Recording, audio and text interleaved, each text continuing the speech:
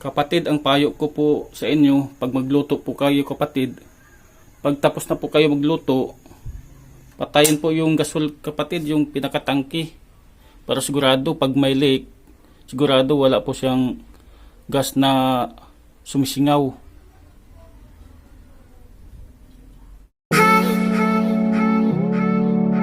Magandang umaga kapatid, may tuturo naman po ako sa inyo ngayon.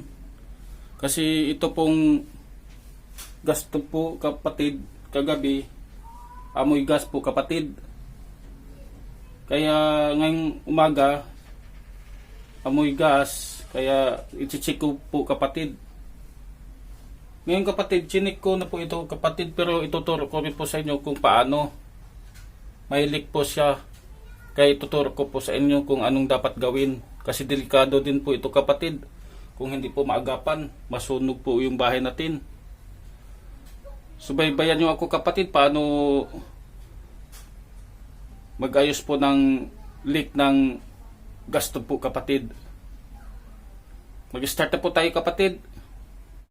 Bali, maglagay po tayo ng kapatid, kahit dishwashing kapatid o sabon, para i-check po natin. Ngayon kapatid, i-on po natin tong gasol.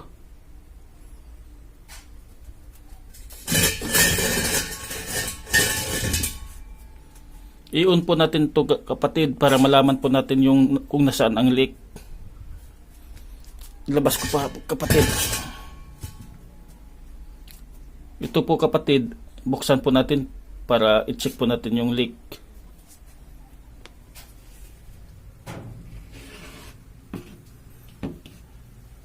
Amoy gas na po siya kapatid kasi naka-open na po yung gasol po natin. Tapos i-check po natin dito kapatid.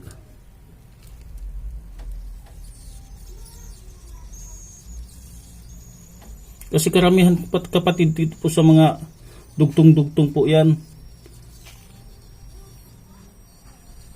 Napansin nyo kapatid, may bula po siya. Ibig sabihin may leak. Maingay po siya. I-close ko po kapatid.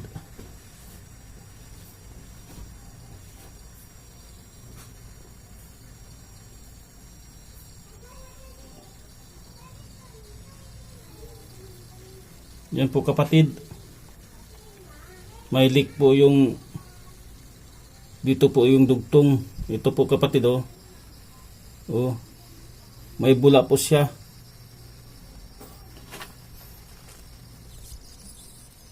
Malakas po ang ingay niya, yun o. Yan po ay delikado kapatid, hindi po yan biro, yun bumula po siya kapatid. Ibig sabihin, may leak po yan kapatid.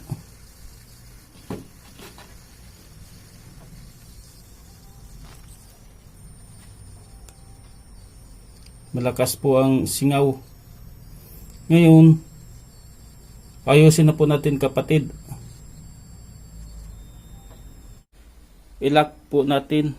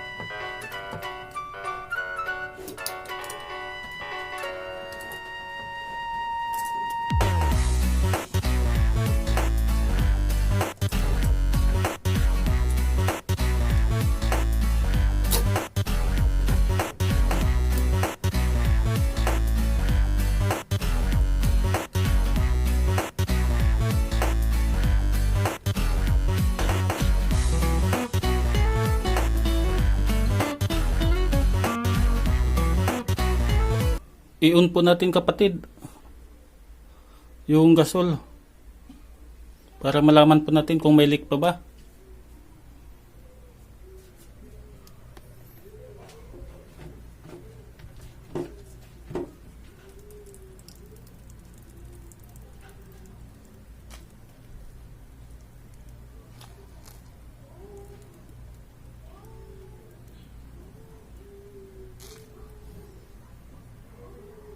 Wala na po siyang bula kapatid, yung lumulubong bula. Wala na po siya. Wala na po siyang leak.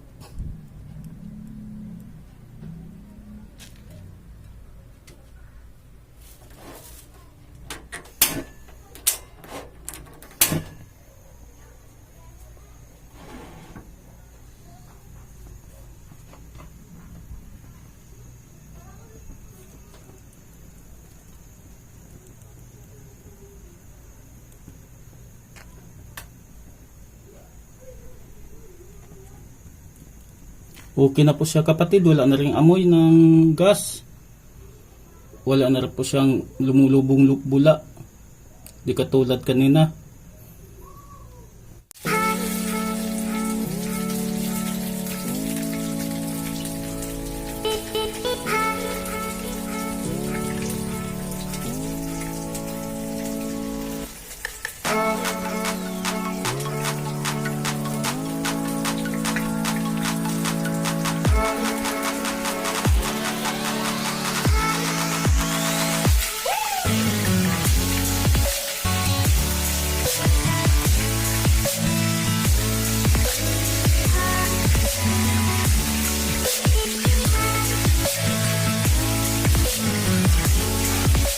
Okay na po siya kapatid. Naayos na po natin. Maraming salamat kapatid sa panood sa video ito.